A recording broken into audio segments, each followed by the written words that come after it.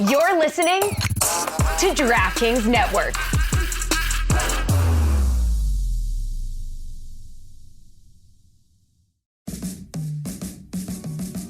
Welcome to the Big Suey, presented by DraftKings. Why are you listening to this show? The podcast that seems very similar to the other Dan Le Batard podcast. I'm sorry, I'm not going to apologize for that. In fact, the only difference seems to be this imaging. I have been tempted in restaurants just walking past tables to grab somebody's fries that if they're just there. That hasn't happened to you guys? I've done it. And now, here's the marching man to nowhere, Fat Face, and the habitual liar.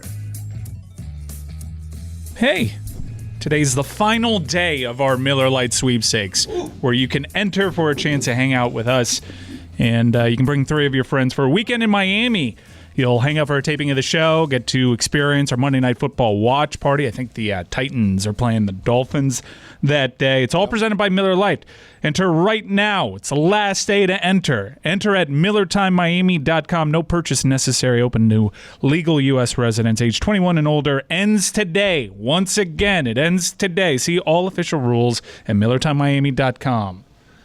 Mike Ryan loves to mock me. I feel very dad and grandpa-ish when he mocks me on the technology stuff, not trusting technology. Most recently, I was complaining about the Face ID that is required all the time for me to like dance with my phone and fill in the entire circle. And Mike Ryan's joke was, really, you're worried about them having your face information when you've been on television for 20 years?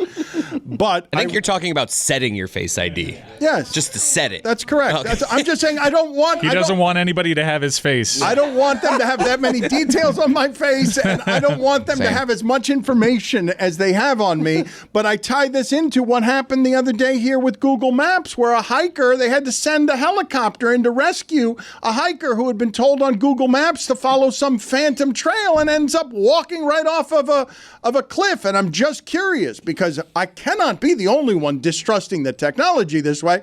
It starts with some of my ignorance and some of the game passing me by on technology, but even among you young people, this must be something that you have some distrust about, that Apple's going to have all of the money and all of your information. Like, they're going to be able to have everything about your personal life. They're listening to you with the phones and everything else, and you don't fear some of this stuff.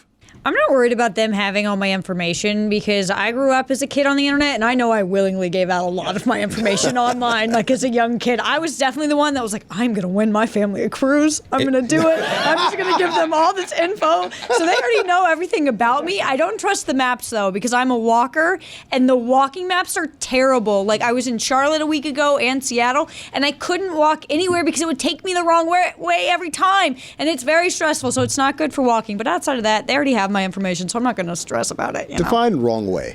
Like, I not in the direction of where I was going. As someone between millennial and Gen Z here, I've also grown up with the internet just being something where I was constantly giving out information. And I think if I lived with the anxiety of, oh, they have all my information, I wouldn't have made it to 28 years old. Like, it would be too confounding to be concerned about it, because I've known my whole life, like, all right, there's all the information. They have all of it, and one day they can destroy us all. We have been doing this for a generation. For a generation of people.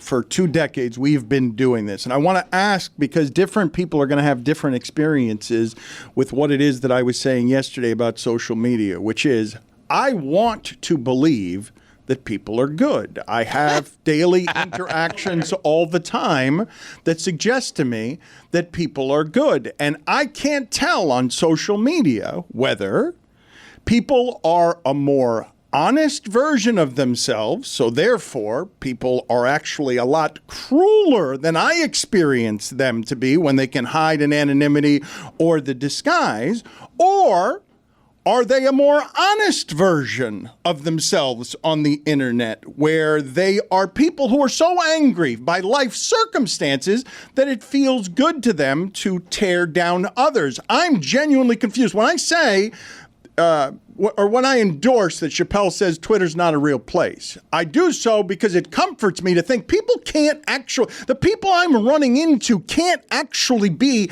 this awful with their judgments and their cruelty. This has to be a distortion, an exaggeration, a need for voice, a need to be heard, a need to have your anger expressed. But is it that people are actually worse than I think they are on the internet, or are they a more honest version of themselves on the internet?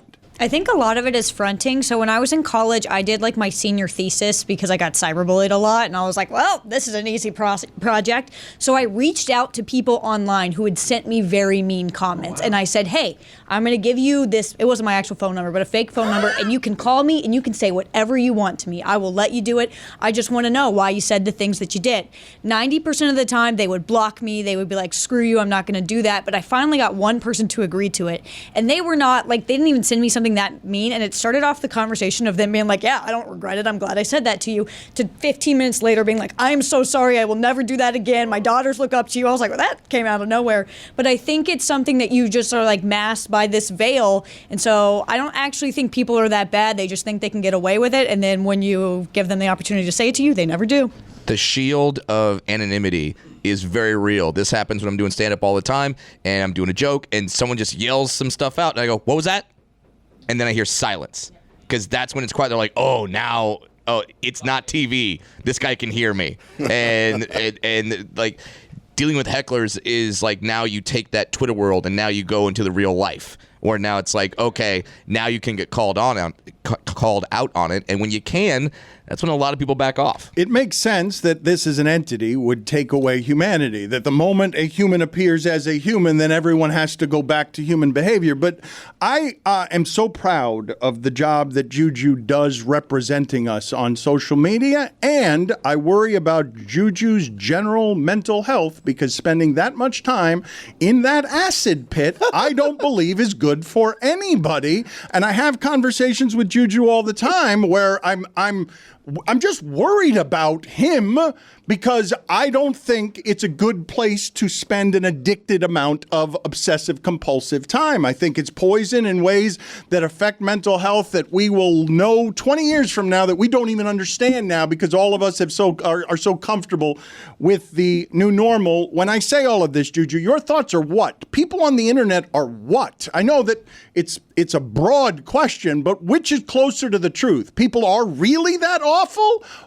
And that's just the most honest version of themselves? Or people are better than I think they are, they're just unhappy in a lot of places, and that's how it comes out? I think people are actually that awful. Like, if I show you my DMs, I got more N-words than the basketball team, you feel me? But we also did a poll, a couple of, I mean, don't do this. We did a poll back in about a month ago, and it said, have you ever wished that someone did bad that you don't like or something? I forgot the wording of it. Yes, wished ill on somebody. And the poll was like 80% yes, and I couldn't believe it. I don't give a damn if I hate you. I don't hope you do bad. I don't, like, salute to Emily. Yeah, I hope she doing terrible, but I don't hate you. You know what I mean? So I think that fear that Emily's the only one. Everyone else we wish well upon. You feel me? So I think that it's just people come in, and I think that's their real selves, because even sometimes I come back online and DM them back like, yo, bro, did you really mean this? Yeah, you don't deserve this. You got a handout. Those people don't even know you at that job. You just got a Greg Cote tattoo, and that's the only reason that they try to demean my value of my self-worth. You feel me? So, and they don't never back down. So I think people are just that bad. But Juju, I'm gonna say this: it's still the anonymity. It's still easy to say things to someone you don't have to see, or even in the case of Lucy, you don't have to hear, because there's no reaction. So I think a lot of people are real tough and brave when they don't have to deal with the actual consequences. It's kind of like how people think murder is easy, like killing someone is easy, until you have to actually take a life and watch a life leave the eyes of the person in front of you. And that's why a lot of people throw up or, pass out or do whatever when they actually do that, because it's not easy to strip away your humanity when it's on display right in front of you. You're of the belief that people out there think murder is easy? Oh, yeah. Like, oh, I'll kill her. Like, people think that, but it's like, then you got to actually do it. And it's not so easy. I don't think anybody Hardest part is a cleanup. Nah, I know a lot of rappers who think it's easy. You know what I mean? I've been a lot of places where people think it's easy until something actually happened, and you have to show somebody something. We can ask Witty. Well, I found that the dismemberment is the hardest part. Yeah, just get a pig farm and take the teeth out, get a pig farm, it'll be done. Yeah, the old Silence of the Lambs sequel. That's how Hannibal just fed his enemies to pigs. I thought it was a prequel. Transition. No, the Hannibal one. Oh. Yeah, where Clarice was not played by Jodie Foster. Yeah. Going back to your question on are people more themselves or less themselves on the internet, I think that there's an age cutoff. I think if you look at like LeBron James, 38 years old, he is less his true self on the internet. I think anybody older than him, Gilbert Arenas, being more authentically themselves on the internet because the internet was given to them once they reached adulthood. Mm-hmm. And so now they have this anonymity to be able to just release all of these thoughts they've been keeping in forever.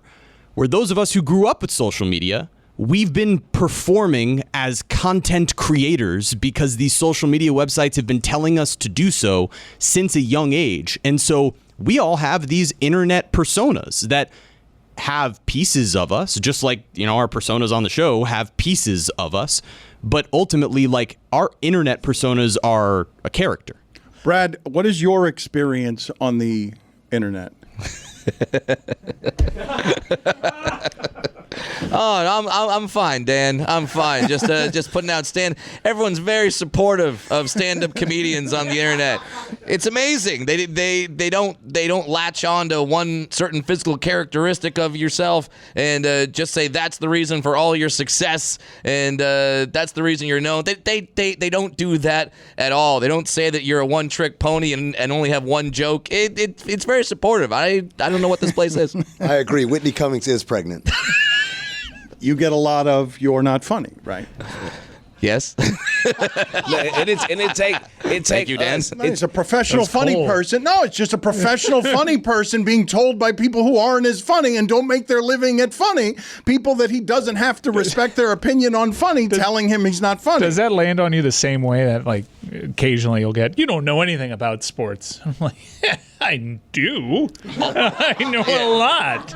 Honestly, the thing that gets me the most, you could tell me I'm not funny because I perform to live audiences who laugh. That reaction you can't fake, so I know I'm funny. The thing that drives me the most nuts is when I announce my tour dates and someone just goes, "When are you coming to Denver?" And I'm like, "Denver, last week. I was there." And this happens every week. Next week I'll get, "Dude, you never come to South Florida." Last week I was there. Where are you tonight? He's in Dania Improv this weekend. BradWilliamsComedy.com for all things Brad Williams. Hey everybody, it's Mike Ryan, and one of the things that I like to do during the football season is bring friends and family together when my team is playing a road game, and hopefully it's against an in-state rival the next time I do this so I can trash all my friends with their team's trash performance. Usually, in recent years, it's gone the other way for me, but either way, fun is being had, and fun is being had because Miller Lite is involved. From kickoff to the final whistle, I just don't go wrong with Miller Lite. It's the only light beer with a taste worthy of our national obsession. And I hear the feedback. Many of you think I'm too obsessed with my football team. I get it, but it's football. It's the best thing. And what happens when you pair the best thing with another best thing in Miller Lite? Happiness. So this season, crack open a light beer that hits your taste buds so hard, you feel it in your heart. Make it Miller time all season long. Get Miller Lite delivered right to your door. Visit MillerLite.com/Dan, or you can find it pretty much anywhere that sells beer. Celebrate responsibly. Miller Brewing Company, Milwaukee, Wisconsin. 96 calories and 3.2 carbs per 12 ounces.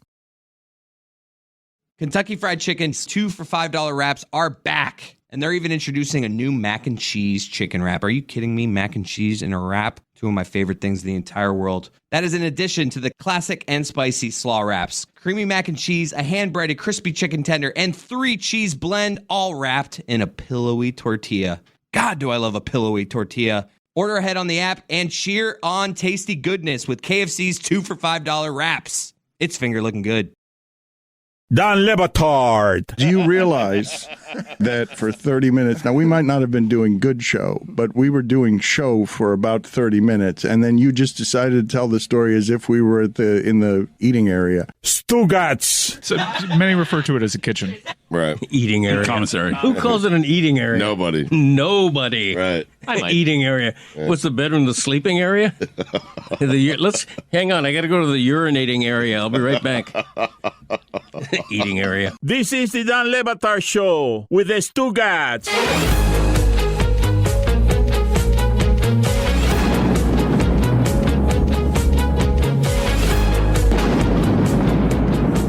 It's Thursday. You know what that means, Dan? I see you head bobbing. You like this song, don't you? You love this segment. I am only coming around on some of the music. That's all I'm coming around with. The segments leave a lot to be desired. But we win. Often. And if we lose, it's just that third leg or something like that. But is that mathematically accurate, what you just said, or is it just gibberish? We win often. And we often lose by a smidge? That's yes, if we lose, it's a smidge.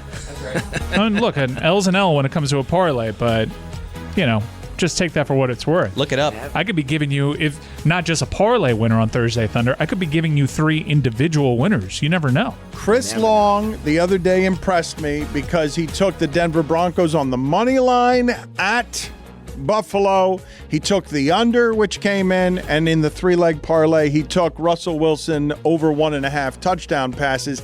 That's a parlay. Are you going to do better than that? We'll find out because it's a pretty big Thursday nighter after navigating the sewage of Bears, Panthers, and whatnot. We got a great one tonight. You know who's playing? The Bengals and the Ravens. Those are Titans inside the AFC North. The Titans are in the AFC South. I shouldn't have used that word. Anyways, Juju Gotti, what is the first leg of today's Thursday Thunder? Oh, we are back, baby. We are going first leg.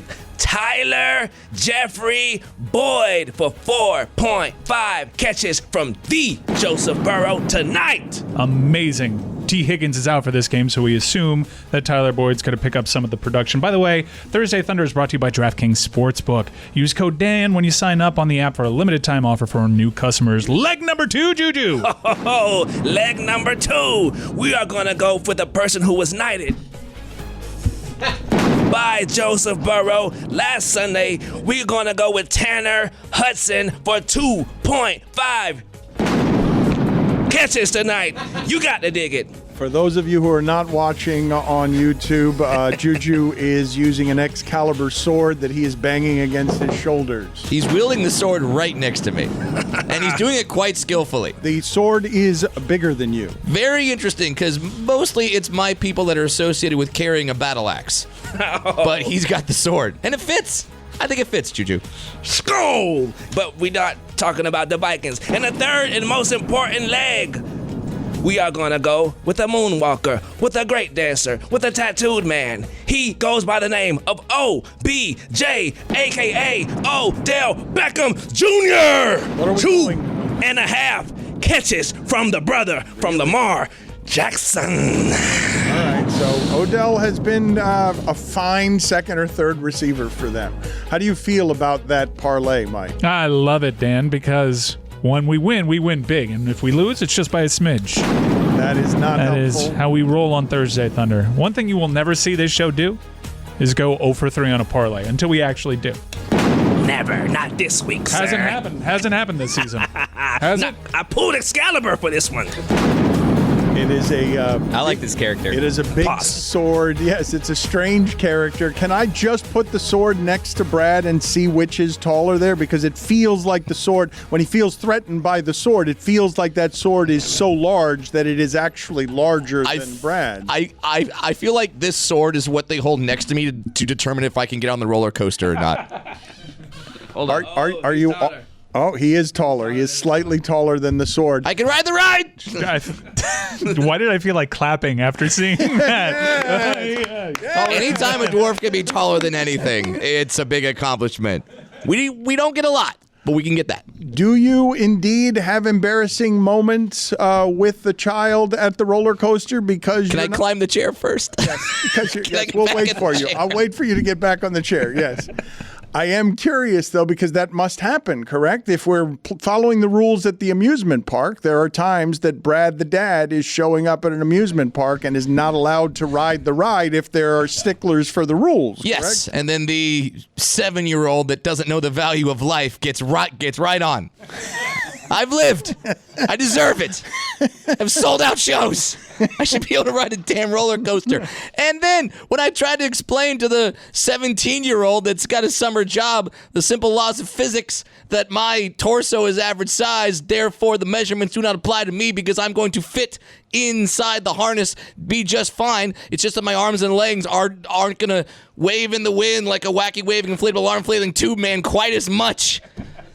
And the argument doesn't win for you. You just still get sent away by somebody, some carnival worker who's saying you're a liability issue, and they don't want to take on the liability. Yes, I just get, well, the rule book says, or like I should probably do the Simpsons character voice. Well, the rule book says it's gonna be over 5'2", and you're not. Maybe drink some milk or something. I don't know. I'd like to talk to the group. I'm going to talk to Amin about it when he gets back here, but I do want to spend a little bit of time on somebody that I believe to be a unique athlete for our times in Draymond Green. Nobody has quite that resume. All of it. Just fame for your mouth. A piece that's super important, but it's hard to quantify the thing that he does. And one of the things that I don't think we covered enough yesterday, and laughing at just the absurdity of Rudy Gobert in a sleeper hold, is I had forgotten that these two human beings pride themselves on a part of the game that they think, better than anybody, and there is some competition there just between them on who's actually the better defender.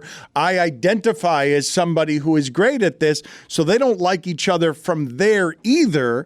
But I was confused by Gobert getting fined $25,000 for, I think, just being French. Put it on the poll, please, Juju. Was Rudy Gobert fined $25,000 just for being French? What did he do? $25,000? He started COVID. I know that a lot of... How many times does this need to be explained to you? He ruined everybody's lives. Do we need to get Sedano on for you to... What did he do yesterday? He started COVID. And what he did yesterday was remain being the guy that started COVID and stopped sports. But why don't the players like him? Because he started COVID. Let's listen to Patrick Beverley here. Let's listen to this sound in a second of Patrick Beverley talking about why it is that people don't like Rudy Gobert. You can say what you guys are saying, but I'm asking the question sincerely. $25,000 hurts, even if it's a tax exemption. $25,000 is a substantive fine. Rudy Gobert, the greatest punishment Gobert suffered is that the internet is forever, and we will not forget the video of a 7-footer getting dragged off like a toddler in a sleeper hold. Well, I wasn't aware that we'd just forget the pandemic. It happened. It ruined our lives for at least 3 years. We're still dealing with it. That's not something you just forget. Something I won't forget, though, is the league and people coming to the defense of Draymond Green simply because they wanted Rudy Gobert embarrassed. So let's listen to Patrick Beverley and how it is that he was enjoying all of this. Dude, I seen Draymond choke the shit out of a motherfucker today. Cat bogus as hell. What? No. Cat's bogus? Yeah, he's bogus, man. Cat bogus, man. Straight up. And Ant was back there, too. And Draymond knew, too. Don't nobody like Rudy anyway. That was a perfect moment to do it. Like, fuck it. That we choke Rudy ass. And he did not let go. No, a person choke you like that, don't let go. That shit was built up. But then I see Cat make a mean mug face like, but then you ain't doing shit. Choke Draymond back. So now, if I'm Draymond, I choke they center and they homies didn't do nothing. If we pay y'all in the payoff, Cat, I ain't worried about you. You didn't even help your homie. So how can he rectify this? Can't. So what? And you can't even try to get your get back. So what? The whole world I'm saying. Thanks, Cat. He in the game. Oh, he's still playing? He didn't do shit. Fuck it, why would he get booed? He didn't do shit. Cat, nah, fuck that. I taught you better than that. It would have been funny if the Timberwolves just started choking Rudy Gobert as well. They just all turn into Homer Simpson and just... That seems more than COVID. I need to know why people don't like Rudy Gobert. Because like you could tell right there, Pat Bev was like, yeah, no one likes him. That can't just be over COVID. I think playing for the Jazz didn't do him no good deeds either, because that's a terrible franchise. Patrick Beverley is speaking as a former teammate of all of those guys on the Timberwolves. He's talking about Karl Anthony Towns there, saying that Draymond comes in and does that, which I think I'm correct in saying. We have not seen a 7-footer dragged around by the head before, correct? Like very impressive that he was able to get the choke. Right. Legal, too. It was legal. Yeah. You say very impressive, but I would say in the game that we play in sports of instead of giving credit, let's find blame, I would say it's impressive that Rudy, a 7-footer, got dragged that way. Do you realize how submissive you've got to be at that size? How much you've got to fold into being someone who appears sleepy before the sleeper hold has taken effect, because he was trying to show everybody looking, don't find me for this. I am not guilty of any bad behavior, and yet still he gets $25,000 and the shame of being dragged as a 7-footer. You know the French in surrendering. Get out of here, Zagagi. Draymond Green, you would agree, has a resume like You know them for their resilience, do you? They are good at surrender. You know what? You're right. Rudy Gobert, on behalf of his people, was just redundant in his surrendering in the face of a threat. This is the reputation that the French have. Usually, though, I think of the 7-foot soldier as someone who doesn't get dragged off by the head. Not a good look with the new Napoleon movie coming out. Nope. All right. Penalty box. Penalty box. Dang you, improv. All right. You know what? Dang you, improv this weekend. That's all right. I'll take that L. I'll see you guys later. Chris Cote move of say the joke and the no. All right. How's this going? Still in my lane. Lucy, nothing? Thought it was good. Famous French general attacking. Nope. All right. 2 minutes. See you guys later. Ashamed of myself. Where's your special? Veeps? Veeps! Something that... What is Veeps? You haven't heard of. You can check out the very unfunny BradWilliamsComedy.com for all things Brad Williams, including details on his new special Starfish, which sounds awful, out December 21st on Veeps. Back to you, Beast. Juju, do me the favor, please, if you don't mind, of dragging Brad Williams to the penalty box by his head. No. Peloton is your stage to work out like nobody's watching. A Peloton in your house means you make the rules. You exercise when you want, how you want. Sing as loud as you want. Wear what you want, or nothing at all. When you spend your hard-earned money, you don't just buy a Peloton, you open the door for you to do you. And nothing beats the feeling of exercising on your own terms, with or without clothes on. With up to $700 off your Peloton Bike Plus purchase, there's no better time to bring one home for the holidays and work out like nobody's watching. Peloton is your stage to unleash the real you, the clothing optional you. You want to try a climb or a low-impact ride class? You can. Or hop off bike and pivot the screen to do a bar, strength, or yoga class? You can. Make yourself uncomfortable in the comfort of your own space and your own skin, free of judgment, free of inhibitions. It's a fitness entertainment mashup that'll have you singing at the top of your lungs, sweating, and moving like you'd never do with others around you. For Peloton's best offer of the season, head to onepeloton.com/offers. All access membership separate. Terms apply. Don Le Batard. Teammates can't shoot from 3. Now they're gonna see a different Jimmy. Now he's just playing Nickelback in the locker room, and Stugotz. they'll play D and shoot 3s as they chase the Nets for the 6th seed. These 5 words in his head scream, are we winning games yet? This is the Don Le Batard Show with the Stugotz.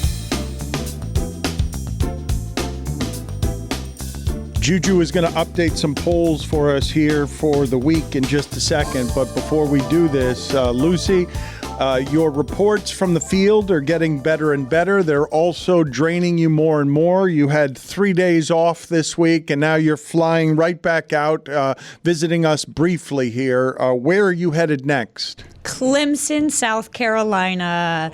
We got denied from everywhere else, but we're still very excited for this one. Very excited. Has Skipper not been able to exert any clout on any of these buffoon commissioners in order to get us on the field somewhere? Probably not helping. Commissioner. We haven't had much luck. We're 0 for 3. I don't know how much Skipper has called. I know he called for Alabama and it didn't work. We tried to get Tennessee. It didn't work. I do believe Lucy should be able to go to this game.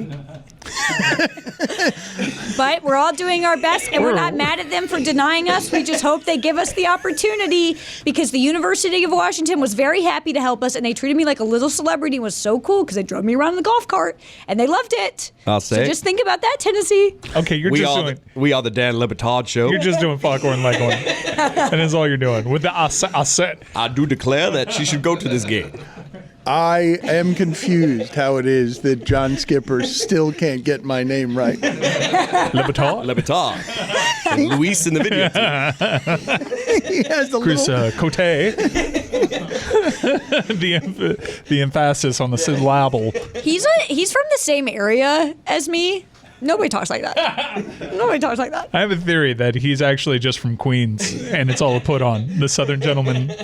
Are we sending you to a crappy football game? I mean, Clemson's what, 5-4, 6-4? I will say this is not the best weekends. She's being very football. nice. She's like, we tried every other game. This is the only one we got. I love you being protective of football's feelings. No, well, I'm being protective of. We would like to get invited back places. Well, Clemson will be a zoo atmosphere. Like they've developed. That fan base suffered for a long time and then got all the Georgia, Alabama glory for like 5 or 6 years, and it'll be a super fun, festive, drunk atmosphere. You got to run down that hill. I'm super excited. I want to run down the hill. I don't think they just let you do it. But most of there weren't that many good games this weekend. Tennessee said no, and then most of the other good games were on the West Coast. And I flew back from Seattle on Tuesday, so I really didn't want to go Seattle, Miami, back to like Oregon. Yeah. So we just decided Clemson this week. Next week is rivalry week, so we're going to try to go to a couple games. Wow. Yeah, there's a big one on Friday, the Civil War. Yeah, we hope to go to 2 games if possible. We'll see how that goes because credentials have been an issue, but we're trying our very best. And let me just say, if you're an athletic director listening to this, Washington loved our video. They loved it so much, as did Florida, as did Oklahoma State. So that could be you. That could be you. How about the city of Seattle? Do you have any Seattle observations for us? Well, I loved it when I first got there. I was like, this is so beautiful. Usually when I go to a new city, except for like when I go to Oklahoma, no offense, I get off the plane and I'm like, I could see myself here. I could absolutely live here. And Seattle was so beautiful and I loved it. And so we went to the Washington game on Saturday. It was super fun, sailgating. It was a great atmosphere. And we decided to go to the Seahawks game the next day. So we're like, cool, we'll double up on content. Now maybe you're like, Lucy, we haven't seen the Seahawks video. So we went there. We got there about 2 hours before the game, and we walked around, and we were like, okay, let's just get some fan interviews. Like, we didn't have credentials, and we could not get anyone to talk to us. It was like just back to back to back of like, hey, I love your outfit. Would you want to do this video with me? No, thank you. And it was like, all right, well, we've talked to 10 people. No one is saying yes. I don't know what to do here. And normally it's pretty easy. People see a microphone, they want to talk to you. They did not want to talk to me in Seattle. They weren't drunk. They weren't, no. And like even a few people were like, no, I am drunk, so I don't want to talk on camera. And I was like, I think that would make you better on camera. Yeah. And they were like, no. And one of the people who did it, his face was completely painted. I said, you cannot paint your face like that and be a grown man and then be like, no, I don't want to be seen. I don't want to be on camera. That's not allowed. Just laying low today. Yeah, like what? And so we ended up like posting a video about it, and a lot of people responded that it's called the Seattle Freeze. So I looked that up. Apparently, people in Seattle are just not very friendly. They're polite, but they're not very friendly, and I would say that was accurate. So then I didn't really want to live there anymore. How are the grunge bars? I did. So I had Monday, like we flew back Monday night, so I spent Monday like doing my little Seattle touristy stuff. Went to the Space Needle. That was cool. You catch a fish? I didn't catch a fish, but I did go to the market. I went to the Museum of Pop Culture and I saw the Nirvana like exhibit, which was really cool. And then for dinner, it was kind of morbid, but I went to the place that Kurt Cobain was last seen alive in public. But the vibes were actually pretty good. No, Mike Ryan did the same thing with the Viper Room in L.A. Let me just wander around the whiff of the haunted corpse of River Phoenix. It was lovely. I had a good time, and the vibes were high, and you would never have known was that lovely. That was the last place Kurt Cobain was seen alive, and that's where I got your poem right outside of there. Oh, nice. Brad, what is your experience with the city of Seattle? Is the Seattle freeze a real thing, polite but unfriendly? The Seattle Freeze sounds like a great name for like an indoor soccer team, by the way. So good, yeah. That's pretty solid, and they should really look into that. But I've had great times in Seattle. I played the Neptune Theater there last year. The fans were great. I was there at the same time as the Taylor Swift concert. Did not go to the Taylor Swift concert, but the Swifties definitely took over the city. And there is a lot, though, of human feces on the sidewalk. So you do have to deal with that. Fun fact. Yeah. Put it on the poll, please, at Batard Show. More human feces on the sidewalk, Seattle or Los Angeles? And also, we got that covered. Also put on the poll at Batard Show, is the unfriendliness of Seattle people, is that a real thing? You mentioned the Kelseys before we get to the poll, or you mentioned Taylor Swift, and I did word association with the Kelseys. They've got a #1 hit song now. What is the information you guys can give me on this? Because I just learned about this today, that the Kelseys have a song. We've discussed that songs are now just made famous on TikTok. You don't need record companies. You don't need radio stations. You don't need podcasts. You just need TikToks. Yeah, so from what I know about this, when I go on the road, I love to watch the local news, and they were talking about it on there. So the local news channel in Seattle told me all about it. They have just like a regular Christmas song that like normally the Eagles will record one anyway, so they just did one which was just Jason and Travis. I listened to a little bit. It was a Christmas song recorded by 2 football players. This is starting to feel a little icky. That's what it was. This is starting to feel a little icky. Because I just feel like they're like I saw a clip of the 2 on their podcast just talking about Argentina and being at dinner with Taylor's dad, and it's just, and then the song, you could tell that they're just like, oh, music, Taylor's audience. It's starting to feel like it was adorable a couple weeks ago, but now they're talking about it in detail on their podcast, and that's getting like millions of views, and now I don't know. It's just starting. Sounds like you're getting tired of love, Chris Cote. It's just you're just not a believer. It feels like, I'm not saying they aren't genuinely in a relationship, but it feels like sounds like you hate Taylor Swift. That's what he's saying. They're trying to ride the wave. Just like it. And I feel like that.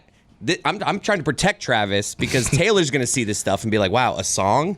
Your podcast is shot up in chart. Do you actually care about me, or is this like, I don't know." No one else agrees with me. It's just starting to feel a little. The commercialization of love leaves you. I don't know how. As you can hear me, I don't really know how I feel about it, but it just, something's a little off. A couple weeks ago, I was all in on this, and I'm starting to feel a little icky. Well, you also are starting to sound like Bryce Young, stammering through the. I think mine was more well said than that. I'm barely, not very. I'm just a guy who doesn't know how he feels, Dan.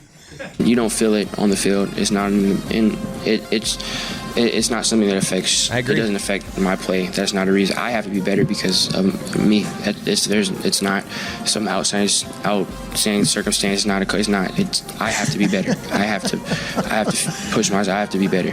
There's no excuse. There's no external. In the game, you don't think about that. That's not something that's going through your mind. You guys hear stammering there? I hear a good teammate. I see a guy that doesn't want to throw his offensive lineman under the bus, and he's just like, they're terrible, but I don't want to say that, so I'm just going to go, I got to be better. That is better as an artistic representation of his rookie season than his stat line. Let's update the polls from this week, please. Oh, Dan, the polls are brought to you by Dollar Shave Club. Epic razors, epically affordable. Find them in stores or online. Yes, sir. And Washington loved the video from Lucy. I love the video from Lucy as well. I feel like she don't get enough flowers for her just contributions. Like, thank you so much, Lucy. We love you everywhere. Can we get her actual flowers? Can someone go outside and give her? I'm tired of that expression around here. I'd like to actually give her flowers. I do believe I will work on that. She deserves it. She deserves it. I do declare. Yeah. Poll number 1. Yeah. Does Al Michaels dislike Herbie? Oh, wow. 74% of the audience says, hell yes, he hates that Joker. Yeah. Poll number 2, should Victor Wembanyama get in the gym and practice chest passes for a month straight? 84% of the audience says, yes. Practice those chest passes, you tall brother, you. Poll number 3, Do you? Oh my goodness, we got Lucy some flowers. Lucy She some deserves actual flowers. Brad from- Williams, you are immense. She's got an expense account. Onions. She went to Seattle and just told me that she spent a bunch of money doing One of the few things, talents my people have is just randomly finding flowers. but it didn't come back with any content from the Seahawks game. No, We have it. There just wasn't much going on. Not our fault. I did have us start recording the nose, though. You know what else she produced? She produced a 4-letter word to interact with us on Twitter for about 30 minutes before they deleted the tweet because they wanted some of Lucy's content. They said, hey, this content is so good, we want it. And they said, no, thank you. Yeah. Back to the polls. Yeah. Do you have trouble with resisting gas station mariquitas? Mariquitas. Yeah.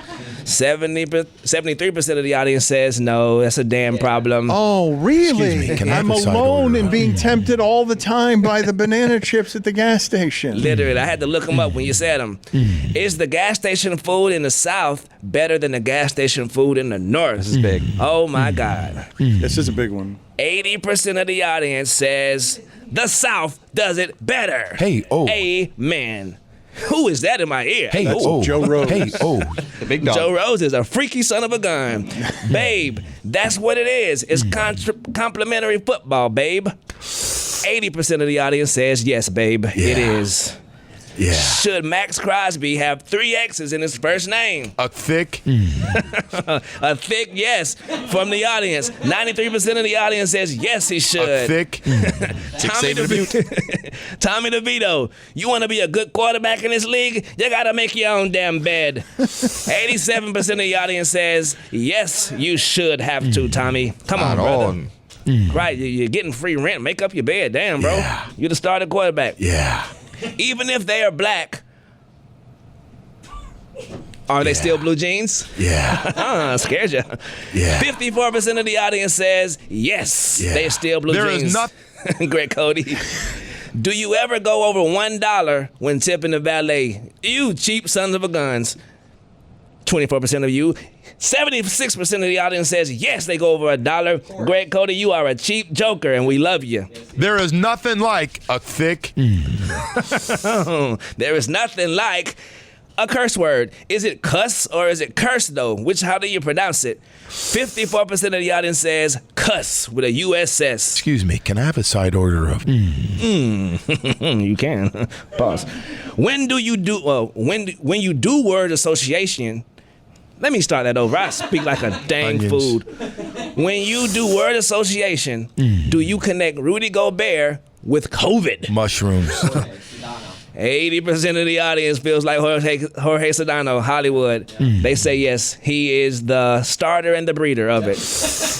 Do you love or hate street poets? It's good. 85% of the audience says yes, they hate them. And the last poll, are people more authentic or less authentic versions of themselves online? It's good. 73% of the audience says yes, they are least authentic online. Yeah. Fake as hell. Those are the polls brought to you by Hooked on Juju Phonics. And thank you guys for listening to me stammer like Bryce Young. That was a struggle, a bit of a struggle. We've had a stammering problem today. That is Joe Rose, former Dolphins tight end, thinking about blue cheese and getting sensually, mouth-wateringly aroused about chicken wings. Hey, oh, you want some pasta and seafood dishes with fresh fish? It's good. So good. Yeah. There is nothing like a thick.